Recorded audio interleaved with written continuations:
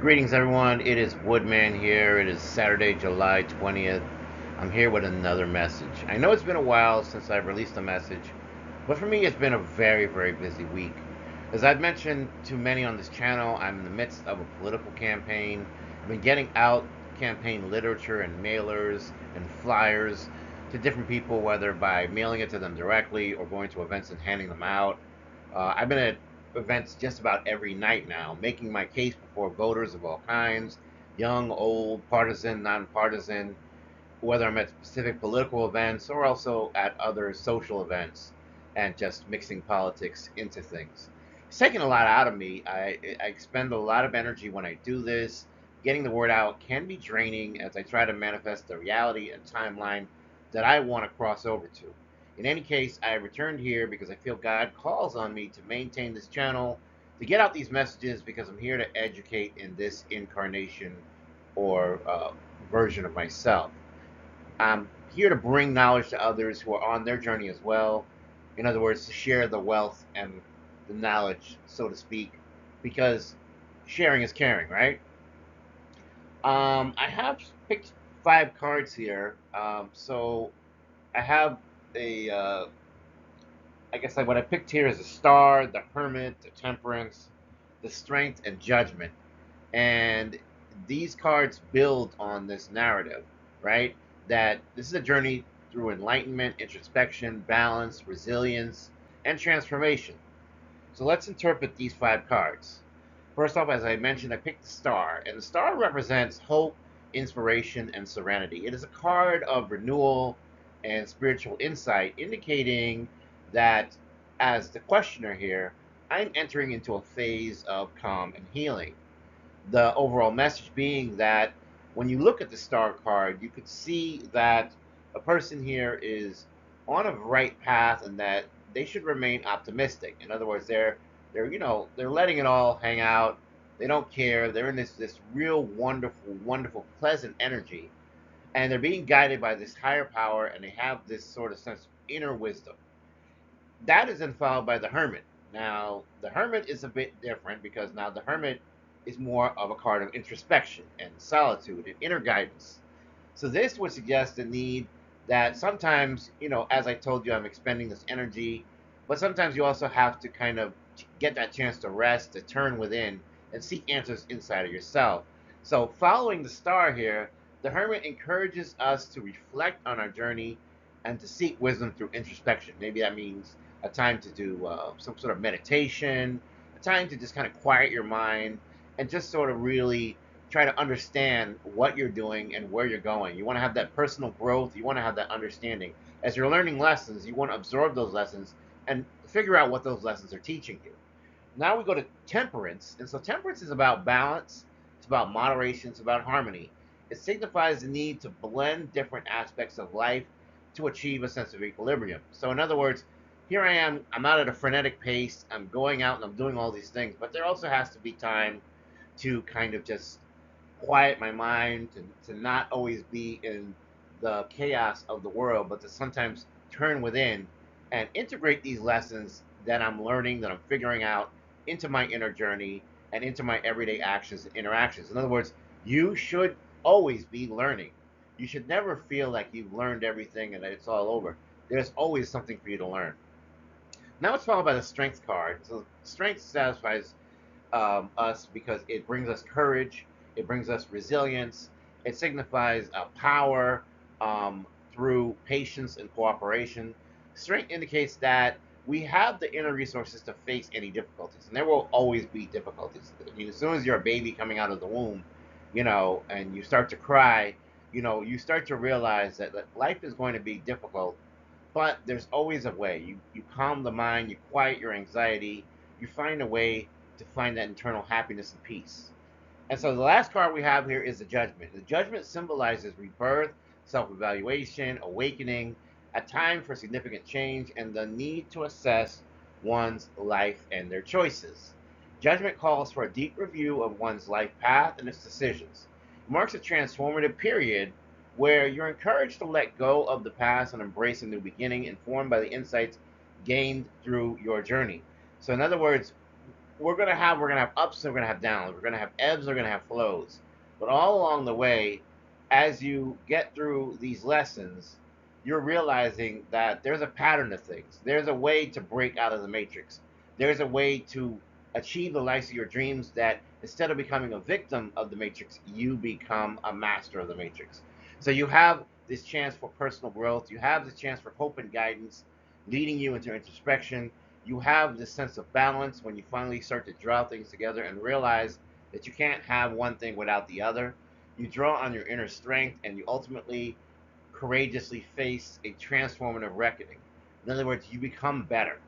You become better and better with time, and you never have to lose sight or lose faith, right? Because God is out there. God is out there and God wants the best for us. The divine resides in each of us. So we have to keep that hope, that inspiration, that serenity, that introspection, that solitude, that inner guidance, that balance, that moderation and harmony, as well as that courage, resilience, and inner fortitude. And eventually that will culminate into a period of rebirth, self evaluation, and awakening. Because we realize that sometimes there are certain things that we find ourselves in where we have to change the narrative. Like for me, in my job, I was very happy at my job, and my job paid very well. It's a nice six-figure job, but by the same token, it wasn't the life that I wanted. And so I realized that I had to go out and take for myself what I truly wanted out of life. That's why I'm on the political campaign trail, because I'm seeking to become far more independent and in control of things rather than being the person that just checks in a punch card, punch in, punch out, and getting a salary and do this, do that. But am I really happy? Am I really living life on the terms that I want to live? And so that's why we unplug from the matrix and we discover our ability to manipulate this constructive reality. We realize that somehow, in a way, we're moving away from the binary constraints of traditional life, right? Where everything is zeros and ones, yes or no's. Um, and we're transforming into what is more like quantum theory, right? And that's why I want to talk about the image here that you have before you, quantum computing, because quantum computing really changes the whole game altogether. Quantum computing utilizes the principles of quantum mechanics, quantum physics, to process information in fundamentally different ways than classical computers would. Classical computers use bits as the smallest unit of data, which can either be zeros or ones, but quantum computers use qubits. And qubits can exist simultaneously in multiple states, which is known as the superposition. And I've talked about the superposition many times before about the waveform function collapsing. And because of that, we have all these different timelines that are going on in our life at once. And the question is what timeline do we want to live on? We always want to live on the timeline where we are the very best version of ourselves, not the one that's making too many mistakes and taking the road not traveled and the choices that make us unhappy, but the one who is where we're supposed to be when we realize who we are and what the very best version of ourselves can look like. So let's talk about superposition first. By definition, superposition allows qubits to exist in multiple states simultaneously.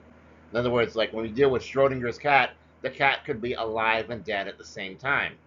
The implication being is that quantum computers can perform many calculations at once, vastly increasing computational power and efficiency because quantum computing allows us to explore multiple possibilities at once. And that's a powerful, powerful thing. Let's talk about entanglement. Entanglement would be defined as when qubits become entangled, the state of one instantly influences the state of another, no matter what the distance between them. And so we've all heard about quantum entanglement, that you could be on the opposite ends of the universe, but if you're quantum entangled, you're going to follow the same path, the same journey. And so this allows for ultra fast information transfer, which enhances the capability to solve even the most complex of problems in a fraction of the time. And so when you really think about how this works for your life, if you think more like a quantum computer, then because you're exploring these different states and these different realities, because you are able to see the different versions of yourselves, you can jump timelines.